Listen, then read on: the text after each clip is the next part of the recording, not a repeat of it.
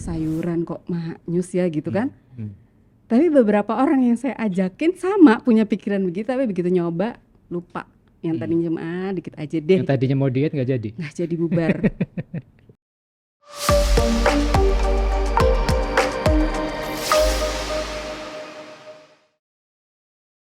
Kalau dalam pengamatan Mbak Lydia, sejauh ini seperti apa sih perkembangan industri kuliner Indonesia dan juga mungkin makanan Indonesia atau kuliner Nusantara kita itu ada yang berubah nggak mungkin gitu? Banyak sekali perubahan ya. Kalau kita lihat dari 2003 awal, komunitas Jalan Sutra awal, saya bisa dibilang saya memperhatikan bagaimana makanan Indonesia gitu ya. Kalau dulu itu makan itu ya makanan Indonesia udah ada sejak dulu, warung-warung restoran Indonesia udah ada sejak dulu. Tapi gaya hidup kita untuk mencari makan sambil jalan-jalan itu semakin populer setelah itu gitu. Jadi Bondan Winarno saya bilang berhasil mengajak orang untuk berwisata kuliner gitu. Nah itu juga yang membuat warung-warung itu juga semakin berkembang. Salah satu yang Bondan Winarno selalu ajarkan adalah ke pedagang-pedagang tradisional itu, kalau waktu saya jalan napak tilas lagi ya, jangan pernah ganti nomor telepon. Karena dulu kan sering tergantung operator ya, lagi ada promosi apa, terus ganti nomor telepon gitu. Nanti kamu nggak bisa dicari gitu sama pelanggan gitu. Dan kalau kita lihat lagi, sekarang makanan Indonesia tuh bisa dibilang lebih percaya diri. Kalau kita bandingkan tahun ini Jalan Sutra 20 tahun. 2003 ya. Kalau kita 2023. Jadi kalau kita lihat 20 tahun perjalanan perkembangan kuliner Indonesia gitu, makanan Indonesia makin percaya diri. Kalau dulu ya makanan Indonesia yang bagus itu kalau selain di hotel ya, ayam bok berek, ya kan paling itu, ayam Suharti, itu aja kayaknya. Apalagi, udah ada sih makanan Sunda tuh kuring lembur kuring kayak gitu-gitu udah ada ya. Tapi sekarang udah ada fine dining makanan Indonesia. Udah ada kreasi-kreasi modern untuk makanan Indonesia. Betul. Gitu. Saya juga mengamati itu. Kebetulan saya punya yayasan Food Startup Indonesia. Oh iya betul. Jadi di situ kita membina startup kuliner kita. Dan kalau ngelihat kreativitas dan inovasi model bisnis kuliner dari terutama anak-anak muda.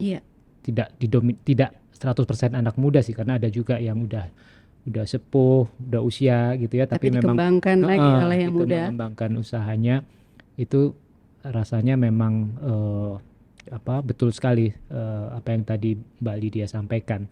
Makanan kita makin bervariasi. Di samping tentunya juga ada tantangan karena makin banyak juga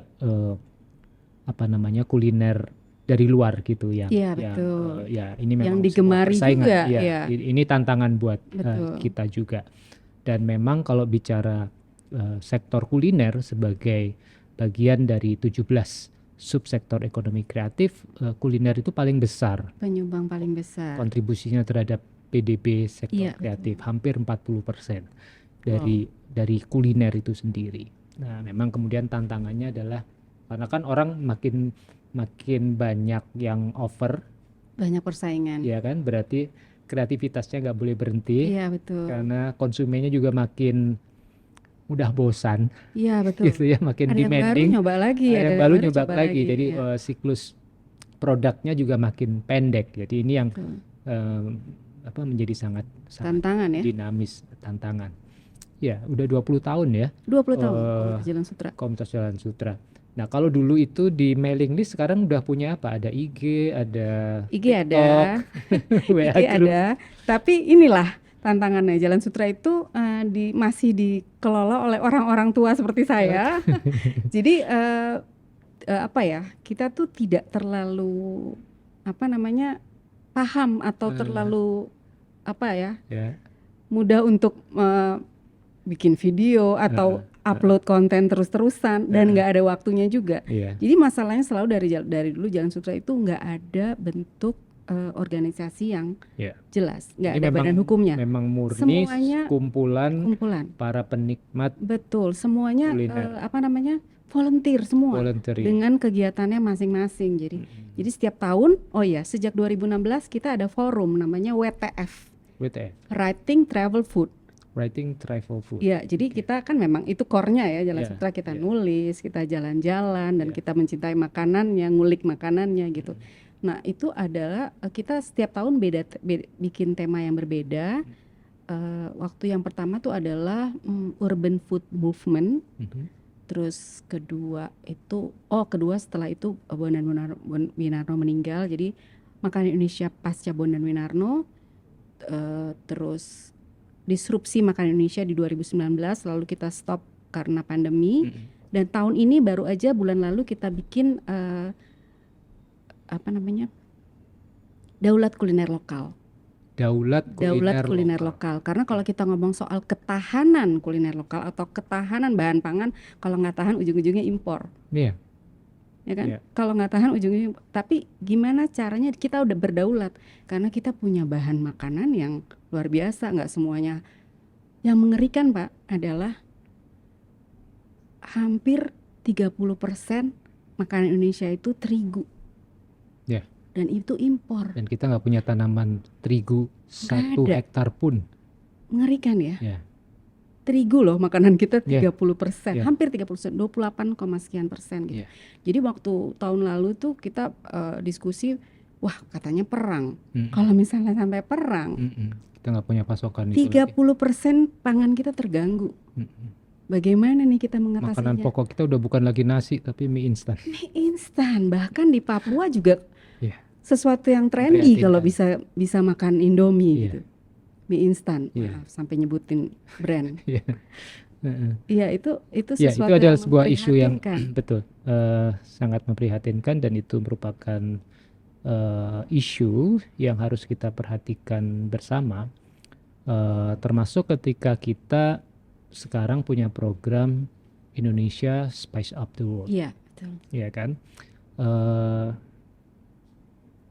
Menurut saya ketika kita akan bicara how to expand makanan kita, kuliner kita keluar, maka kita harus punya fondasi yang kuat. Di dalamnya harus kuat dulu. Iya kan, dari ketahanan kuliner lokal kita itu gitu. Itu harus berdaulat dulu kita. Betul, harus berdaulat dulu baru bicara mau keluar. Perang keluar. Betul. Gitu kan, karena kalau nggak bisa basic ini akan sulit, karena bagaimana membuka kuliner channel atau outlet di luar itu kan juga akan bicara tentang logistik. Betul. Ya, saya pernah ikut diskusi, memoderatori satu diskusi juga di Diaspora Restoran Indonesia 2018 ya kalau nggak salah. Dibikin oleh Kemenparekraf kalau nggak salah waktu itu. Kemenparekraf atau Bekraf barangkali. Waktu itu masih Bekraf ya. Kreatif, Iya betul banget. Karena kan ya makanan atau kuliner lokal kita itu sangat khas dengan bumbu lokalnya. Betul. Karena disitulah kekuatan utamanya gitu ya. Jadi kalau pakai bumbu yang mungkin bisa didapatkan di luar juga rasanya akan beda. Iya. Sementara pelaku restoran Indonesia di sana tuh semua adalah swasta, masing-masing pribadi-pribadi, nggak ada yang pemerintah nih. Iya. Nah, memang pemerintah juga nggak bisa sejauh itu. Tapi pemerintah menyiapkan support sistemnya lah. Ini yang sedang kita lakukan atau kita bangun. Nah, saya ingin minta pendapat dari Mbak Lydia nih. Ya. Tadi kita sedang punya program Indonesia Spice Up the World. Ya. Tentunya ini bukan hanya sekedar bagaimana kita mengkampanyekan, mengenalkan makanan kita, kuliner lokal kita kepada dunia, tetapi bagaimana kemudian ketika sudah dikenal, ketika sudah menimbulkan rasa keingintahuan dari calon konsumen, kemudian bagaimana aksesibilitasnya, maksudnya apa konsumen itu gampang nggak dapetin itu kan, makanya itu kita ingin ada program 4.000 restoran Indonesia di luar gitu ya.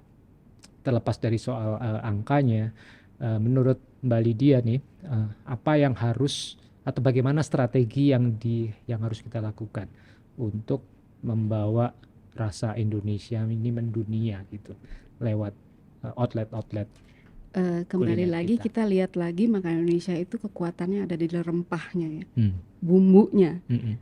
Sementara kita tuh nggak punya sesuatu yang seragam gitu. Kalau kita lihat Thailand, kita belajar dari terus restoran Thailand, kita kemana-mana di dunia itu pasti banyak. Vietnam gitu ya. Mereka tuh kalau kita lihat tuh kita di sini di Indonesia untuk dapetin red curry paste itu Hmm. gampang banget. Mm-mm. Green curry paste itu gampang banget. Mm-mm. Terus saya pernah dengar juga bagaimana Thailand itu bekerja sama dengan Thai Airways Ya. untuk mendistribusikan bumbu-bumbu saus-saus yang khas Thailand ke seluruh rute yang diterbangkan oleh Ya. Thai Airways gitu. Ya. Saya kenapa nggak kita tuh copy paste aja gitu loh Pak? Mm-mm. Apa namanya? Ya, artinya memang harus dibenahi rantai nilai, rantai Iya pasoknya ya, betul. mulai dari hulu bagaimana agar ingredients atau bahan-bahan bumbu-bumbu ini Betul. mudah didapatkan gitu. Iya. Apakah nanti di sana dikonsumsi oleh apa itu rumah tangga atau Ataupun oleh restoran. restoran. Iya, dan Ya. kita juga mungkin ya kadang-kadang ada apa ya? Maunya artisan, harus from scratch gitu. Bumbu-bumbunya tuh harus bahan-bahan yang ya nggak ada yang salah juga ya, bahan-bahan segar gitu. Nggak ada yang salah juga dengan itu gitu. Tapi alangkah mudahnya pelaku industri makanan di Indonesia yang ada di luar negeri kalau bisa punya bumbu jadi misalnya yang sudah mempunyai standar yang sesuai dengan standar internasional juga. Kadang-kadang bumbu Indonesia di ban di sini karena standar apa namanya keselamatan ya pangannya, itu yang food kayak safety-nya. food safety-nya tuh ya akhirnya kita sampai di sana mesti beli jahe dari Taiwan apa namanya Thailand. Thailand, Vietnam yang kayak gitu-gitu ya. India. Kenapa kita nggak punya bumbu jadi aja gitu Ya. yang lebih mudah Ya. dan jadinya rasanya seragam. Oh makan soto di sini, oh soto tuh ini ya makanan Indonesia gitu ya. Ya. Atau bumbu gado-gado ini, oh gado-gado tuh ini. Jadi orang tuh tahu oh makanan Indonesia tuh seperti ini gitu. Dan ini sekaligus sebenarnya peluang gitu ya, sebenarnya peluang Betul. bagi teman rasa untuk apa namanya inspirasi bisnis lah gitu ya, pilihan-pilihan yang bisa dilakukan untuk terjun atau berusaha di sektor kuliner. Betul. Tentunya pasti Restorannya. pemerintah akan Ya, membantu ya. mewadahi Iya, dengan program Indonesia distribusinya. Space of the World Iya. itu memang saat ini sedang disiapkan tadi rantai Rantai pasoknya. pasoknya ya. Kita juga sudah identifikasi terkait dengan apa namanya availability dari bumbu. Iya, itu juga gitu ya. penting ya. Dan juga SDM. Ini sebenarnya SDM ada persoalan juga di situ. Iya, kadang-kadang gitu. Kan Ini masak Indonesia. dari yang besar sampai yang kecil ya, Ya. sampai warung-warung. Saya suka ngobrol sama ibu-ibu apa punya warung gitu. Mbak, ngurusin manusianya lebih susah daripada ngurusin makanannya gitu. Iya, benar banget. Nah, saya ingin berganti topik nih Oke. terkait dengan literasi. Iya. Saya ingat sekali saya dulu di Badan Ekonomi Kreatif, Iya. itu ada satu buku yang merupakan salah satu legacy dari Pak Bondan. Judul bukunya Kopi Indonesia. Oh iya, terakhir itu buku Ya, yang beliau itu tulis buku terakhir sebelum Iya. beliau wafat. Bahkan kalau nggak salah waktu wafat belum selesai. Iya betul, ditulis. belum selesai. Kemudian beliau akhirnya kita lanjutkan Iya. kembali. Itu salah satu legacy dan saya punya satu kopi bukunya, originalnya sangat menarik dan di situ saya menjadi sangat paham kenapa kita harus menyebutnya kopi Indonesia bukan Indonesian Coffee. Ini bagian dari keindonesiaan. Iya. Kopi Indonesia. Kopi Indonesia. Ya kan kita menyebut juga sushi. Iya, dengan Iya kan? bahasa Jepang. Dengan bahasa Jepang. Iya, betul. Ya. Lemper, kenapa harus di bahasa Iya, Inggris lemper kan? aja. Lemper Gado-gado aja. Iya, gitu betul. kan. Oke. Nah, Kalau akhirnya ada deskripsi dalam bahasa ya Inggris, sih nggak apa-apa tapi nama dideskripsikan, tetap. tapi nama tetap Iya. gitu kan. Nah, itu adalah salah satu legacy dari sekian banyak karya literasi yang sudah dihasilkan oleh Pak Bondan. Iya. Kalau menurut Mbak di dia ada buku apa lagi yang menarik untuk kita kulik yang dari sekian banyak bukunya Pak Bondan. Ada lagi soal kecap. Kecap. Pernah Cak atau pernah Menarik. nemu? Eh, Kecap. Saya belum pernah baca, tetapi saya sepakat juga bahwa saya melihat kecap itu sangat Indonesia. Kecap manis maksudnya. Iya, betul. Ya kan? Kecap manis. Kecap Ya. manis. Kalau soy Light sauce soy sauce. itu kan Ya. memang ini ya. Dan kecap juga kan pengaruh dari Chinese Iya. food gitu. Setiap daerah kita itu punya kecapnya Betul. sendiri-sendiri. Ada satu supermarket di Jakarta yang punya satu rak Library kecap. kecap Indonesia. Kecap Apa yang menarik Bu? Nusantara. Itu Bu, boleh itu. Dalam buku itu apa yang dikupas? Jadi bagaimana industri itu ya, bagaimana bahan-bahannya. Beliau mengunjungi pabrik-pabrik kecap yang ada di beberapa daerah.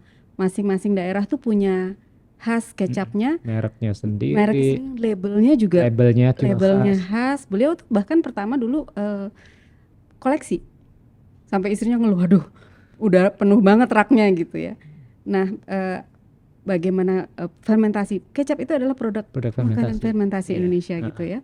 Itu beliau menulis dengan buku yang bagus, dengan foto-foto yang bagus juga. Jadi kita tahu, oh gitu ya industri kecap Indonesia gitu. Dan setiap makanan daerah itu paling cocok dengan kecap daerahnya. Ya karena kalau kecapnya diganti, saya makan soto Surabaya pakai kecap Tegal. Nggak nyambung. Beda. Makan nasi gandul harus dengan kecap di daerahnya. Pati. Betul juga. Iya, jadi semua makanan punya identitasnya, kecap juga punya identitas. Iya. Soto Kudus Betul. dengan kecap yang dari Kudus. Iya. Saya juga ingin mengatakan bahwa selain kecap yang sangat khas di tiap daerah, sambal. Betul. Sambal gitu kita punya. Perhatiin nggak kalau kita memperhatikan Indonesia ya, sambal itu semakin ke timur semakin kasar. Gerusannya. Bahkan diiris. Kalau kita lihat dari darat, ulekan semua. Kalau Sumatera itu kan lembut gitu ya, sampai kayak pasta gitu kan. Paste. Di Jawa juga masih sambal gitu. Semakin ke timur, Bali sambal mata, dabu-dabu, colo-colo, makin lama. Itu menarik kalau kita bikin pemetaan sambal Indonesia. Kan, belum ditulis tuh. Belum. Ide nulis buku nih jadinya. Termasuk juga berarti kan soal alat kan. Betul. Alat yang ada di daerah itu. Iya. Ya jadi kan? Balik lagi makanan itu soal budaya ya. Iya. Sangat erat dengan budaya. Bagaimana budaya satu daerah menghasilkan makanan tertentu. Iya. Menarik sekali. Ketika kita bicara unity in diverse soto. Ada tuh waktu itu di Asian Games ya. Unity in diverse soto, karena kita ingin mengangkat bahwa kita punya soto yang bermacam-macam, dan dalam satu episode Chef Haryo juga mengatakan bahwa kenapa soto mulai dari soto Medan sampai soto Makassar.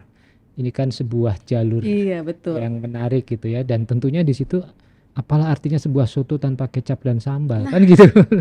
Iya. Kalau saya pernah ngobrol lagi sama teman saya, saya kan nulis buku bareng Hari Nazarudin. Beliau bilang, coba perhatiin lagi soal mangkok soto. Di Jawa aja ya. Di Jawa Barat mangkoknya besar. Di tengah kecil. Di timur besar lagi. Kadang di Surabaya pakai piring tuh. Iya, makanya. bukan mangkok. Jadi itu balik lagi kebiasaan mungkin orang kalau Jawa Tengah tuh makan yang kecil-kecil gitu ya. Iya. Ada juga kebiasaan, ada yang sotonya dicampur, nasinya dicampur, ada yang dipisah. Itu lain lagi. Menarik sekali. Nggak akan ada habisnya nih. Betul. Makanya kalau kita menceritakan makanan tuh alangkah baiknya kalau kita bisa menceritakan juga bagaimana budayanya. Karena makin kita tahu soal budaya satu makanan dari satu daerah, kita makin menghargai, bisa menghargai makanan itu. Kadang-kadang kan makanan itu yang tadinya untuk upacara gitu. Iya. Story behind the food-nya perlu diangkat juga. Betul. Itu yang saya banyak belajar dari Jalan Sutra. Itu yang bikin makin cinta makanan Indonesia. Siap. Kita menduniakan rasa Indonesia. Waduh keren banget ya, ya kan? menduniakan rasa Ya, Indonesia. rasa Indonesia mendunia. Bukan hanya rasanya, tetapi bagaimana cara menikmatinya, Betul. termasuk pakai tangan, muluk. Oh iya, kalau di Jawa malah pakai apa namanya Suruh, suruh, Nah, pakai itu itu pakai kan daun daun pisang, pisang dielus dikit, ditekuk. nah tekuk dikit Itu suruh. menarik. Menyenangkan sekali ngobrol dengan Mbak Lydia. Nah, di bagian akhir nih, saya ingin Mbak Lydia highlight kembali tentang Jalan Sutra, dan mungkin boleh kalau memang mau menginvite teman rasa untuk join dengan Komunitas Jalan komunitas Sutra. Jalan Sutra, silahkan. Di mana ini alamat medsosnya mungkin kalau ada, atau masih ada, milisnya masih ada nggak? Udah nggak ada. Udah nggak ada ya, karena Yahoo Yahoo Groups grupnya udah nggak udah ada. nggak ada. Jadi sementara ini kita komunitas Jalan Sutra bisa dibilang komunitas foodie pertama yang tahun ini berusia 20 tahun, dan misi pertamanya adalah memberi panggung yang lebih baik untuk makanan Indonesia. Kalau kita lihat 20 tahun perjalanan Jalan Sutra, sudah kelihatan kalau Bondan Winarno sudah berhasil mengajak kita semua untuk mencintai makanan Indonesia dan memberi rasa yang lebih percaya diri lagi untuk makanan Indonesia.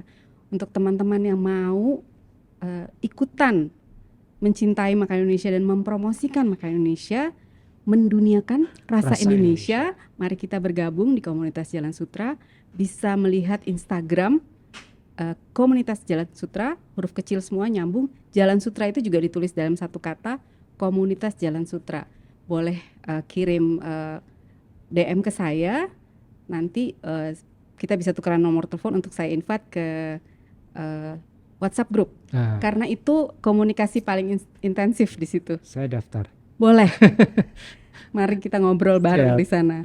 Walaupun agak rame banget. Pasti seru banget. Pasti Kalau seru. udah ngobrolin soal makanan itu nggak ada perbedaan politik, Betul. nggak ada perbedaan agama, nggak ada perbedaan usia. Betul, di Jalan Sutra sangat beragam. Ya. Terima kasih Mbak Terima Lydia. kasih Sekali banyak, lagi, senang Cato. sekali. Semoga obrolan kita ini banyak menginspirasi teman rasa. Teman rasa, demikian episode dari Aku Rasa kali ini. Jangan lupa untuk tetap mencintai kuliner Indonesia, dan mari kita bawa rasa Indonesia mendunia. Sampai jumpa, saya Cak Tom, staf di Aku Rasa, akar kuliner Nusantara.